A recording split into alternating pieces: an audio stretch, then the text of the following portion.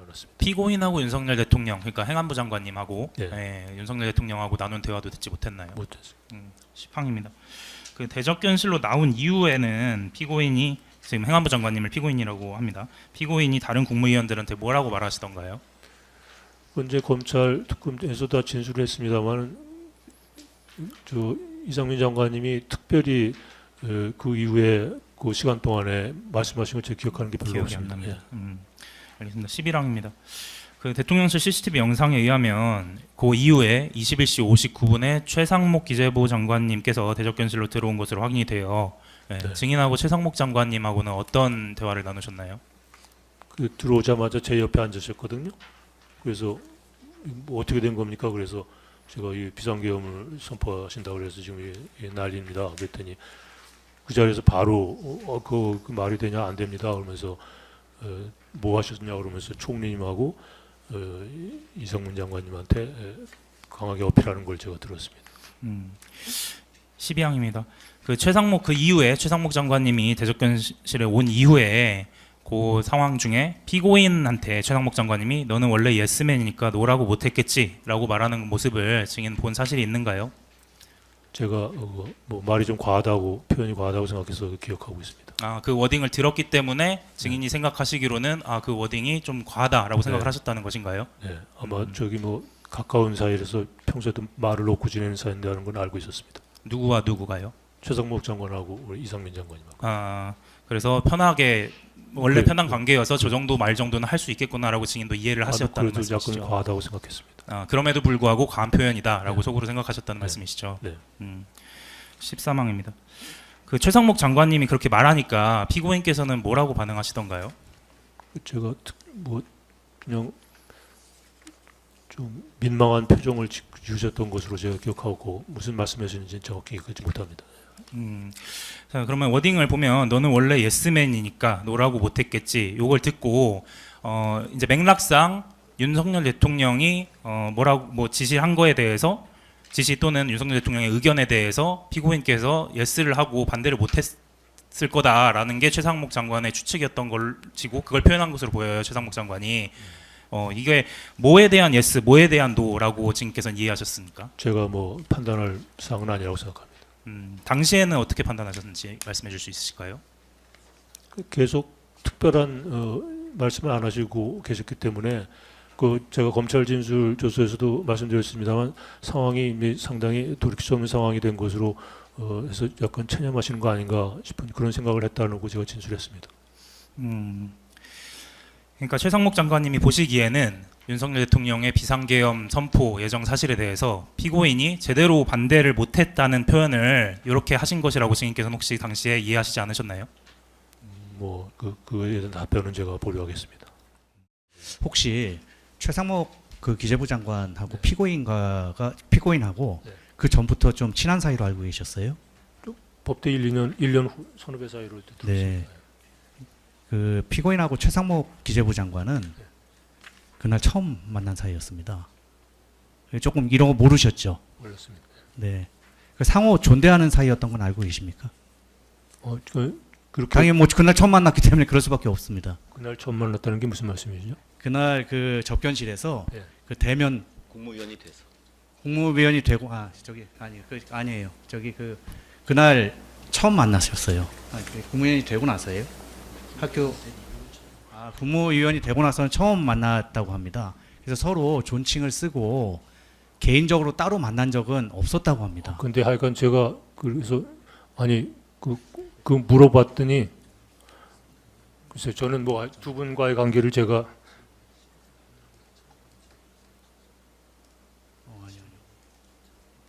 제가 이 부분 한 가지 추가적으로 좀 질문을 드리고 싶은데요. 아까 증인께서 검사의 신문에 대해서 그 피고인과 최상목 장관이 말을 놓고 지내는 사이로 알고 있다라고 아까 증언을 하셨어요. 네. 근데 평소에 피고인과 최상목 기재부 장관은 말을 놓고 지내지 않고 존대하고 있던 사실을 혹시 알고 계신가요? 저는 최 장관이 저한테 법대 1년 후배라서 편하게 하고 있다고 사이라고 저한테 얘기해줘서 알았습니다. 그러면 그 피고인과 최상목 장관이 두 분이 평소에 대화하는 것, 즉 뭐 최상목 그건 장관이 말을 놓았다든지 그런 걸 옆에서 보신 적은 없으시죠? 제가 본 적은 없습니다. 예. 제가 그래서 과해서 제가 물어봤더니 그런 답을 했었습니다. 네, 계속 좀 여쭙겠습니다. 네. 예, 그렇게 저기 그 최상목 장관하고 피고인이 그렇게 가까운 사이는 아니었던 것 같고요. 예.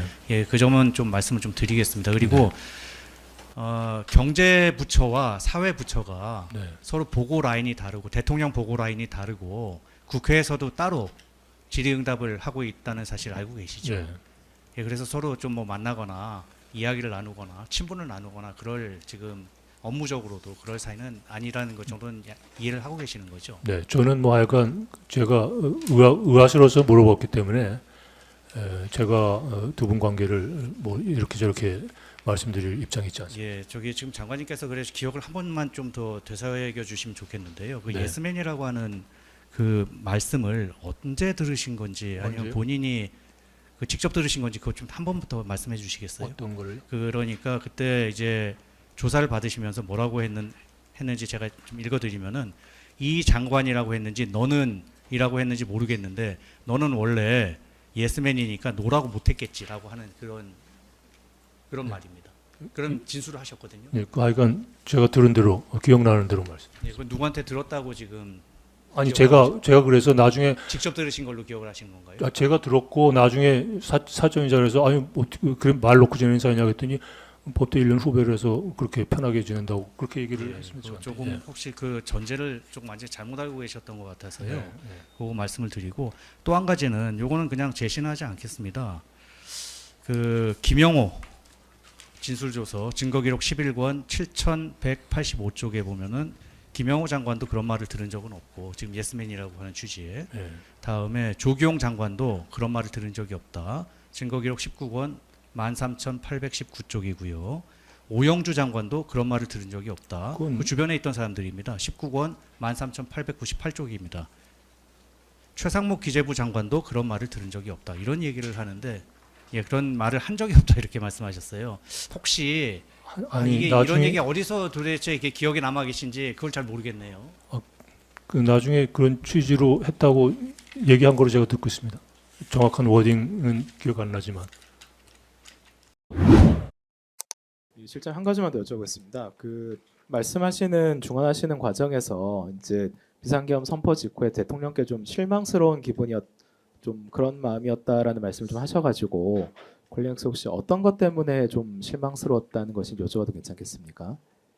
네, 저는 뭐 3월 말 지난해 예. 안가 모임 때도 대통령께 분명히 반대한다고 말씀을 드렸고 7월 달에 강호필 차장이 대통령 수행해서 하와이 갔다 와서 저한테 보고했을 때도 제가 뜻을 분명히 전했고 했기 때문에 그리고 그게 대통령과 그 경호처장이 예. 그냥 술 먹는 과정에서 좀 일시적으로 나온 이야기라고 이렇게 양해 말씀을 하셨기 때문에 그걸 믿고 계속 있었는데 실제로 계엄이 일어났기 때문에 저는 굉장히 그에 대해서 실망을 크게 했습니다. 즉 그 증인께서 국방부 장관으로 재직하시던 동안에 이 국방부 장관은 둘뿐인 계엄을 건의할 수 있는 주무장관이지 않습니까? 그런 위치에서 반대 의사를 여러 차례 표시했음에도 불구하고 결국 이제 증인에 대한 인사조치 이후에 비상계엄을 실제로 선포를 했기 때문에 그런 점들 때문에 좀 실망스러웠다 이런 말씀이실까요? 뭐 대형 그런 취지입니다. 예, 알겠습니다. 저도 한 가지만. 예. 증인이 그날 느끼기에 네. 김용현 장관을 제외하고 다른 그 누구 국무위원이든 뭐 비서진이든 계엄의 그 선포에 대해서 사전에 알고 있었다고 느껴지는 사람이 있었는가요? 뭐 전체를 다 솔직히 제가 둘러볼 경황은 없었는데 아마 대부분 다 황망해하는 그런 분위기였고 그렇기 때문에 뭐 김용현 장관을 제외하고 계엄을 논의하거나 찬성한 분은 없지 않았나 저는 그렇게 생각합니다. 그냥 늘 그런 거 하시 들고 다닙니다. 수첩처럼. 혹시 보면서 논의를 하셨다 했는데 포고령에 좀 문제가 있다 이런 발언들이 좀 있었습니까? 법적 검토에 대해서 좀 얘기가 나왔는데 그건 이제 장관님 검토하셨다고 우리가 논의가 되었고 네. 그 다음에 그 맥락을 저희들이 짚을 수 있는 좀 전문가들은 사실 좀 없었습니다. 네. 그러니까 검토가 하셨다는 말은 뭐 수명했지만 좀 무거운 느낌은 다 받았거든요. 그래서 네. 이게 진짜 맞는 건가 하는 그런 무거운 느낌을 가지고 한 장밖에 없으니까 네. 이렇게 조금 요 정도 거리에 떨어져 있습니다. 제가 이렇게 보고 있으면 요 정도 거리에서 또 한번 봐봐라 이렇게 쭉쭉쭉쭉 보고 그 와중에 또 상황실 또 구성해야 되니까 또 공간도 체크하고 그러는 과정이 있었는데 그때 뭐 이게 당연히 어떤 위에 분들이 하시는 거니까 하는 그런 생각이 있었지만 뭐 이게 옳다 그러다 이건 잘 몰랐습니다. 좀 무거운 감이 있어가지고 네. 자꾸 돌려봤습니다. 그 내용 중에 뭐 특별히 좀, 저희들이 알 수 있는 것은 진짜 없을 거예요. 하나 읽어보면서 걸린 게 이제 뭐 이렇게 단어 중에 처단이라는 단어가 있었습니다. 그래서 이건 또 뭐냐 해서 이제 그래 또 놀라가지고 얘기하면서 다시 읽어봤습니다. 그러니까 개헌법에 의해서 처단한다고 돼 있어서 다른 거는 잘 이해가 안 되는데 그 부분은 처단이라는 단어가 좀 있어요. 그래서 개헌법에 의해서 처벌하고 단죄하는 의미인가 보다. 이거 우리 군대에 쓰는 용어는 아닌데 이런 생각으로 네. 그거는 한번 짚고 넘어갔었습니다. 알겠습니다. 주임 원사가 소대 사병들 관리하는데 하다못해 통닭이라도 한 마리 사주려고 그러면 이게 꼭 필요한 돈인데 어떻게 이런 거를 이런 것만 딱딱 골라갖고 자르나 몰라? 군에서도 그런 얘기 좀 안 나왔습니까? 하지만 이게 계엄 선포에 자꾸 뭐 전시 교전 얘기만 하기 때문에 이게 계엄 선포의 사유와 관련해서 꽤 의미가 있는 거라서 좀 다른 게 아니고 지금 질문을 띄워놓은 것 때문에 제가 하나만 네, 그러시죠. 여쭤보겠습니다. 예. 나 끝나면 계속 하세요. 지금 여기 올라가 있는 것들 있잖아요. 네. 이게 지금 왜 이게 중요하냐면은 사실은 이 군이라는 게 이제 사병도 중요하고 뭐 고급 간부들도 중요하지만 이제 미군 같은 경우도 보면은 기본 하사관 체제란 말이에요, 그죠? 그리고 전시에는 이제 징병을 막 해가지고 가는데 우리도 이제 군의 허리에 해당하는 부사관이라든가 초급 장교라든가 이런 허리가 탄탄하게 있어야 되잖아요. 근데 이게 이탈이 굉장히 심하지 않습니까? 열악해서. 네. 그래서 우리 정부 들어와서 이거를 계속 추진을 했다고. 그러니까 초급 장교나 부사관들이 그만두고 이직을 하는 거를 막기 위해 가지고 그게 어떤 비싼 무기보다 중요한 거 아니에요? 근데 이게 올라만 가면은 그냥 잘려. 이게 단순히 사기 문제가 아니고요.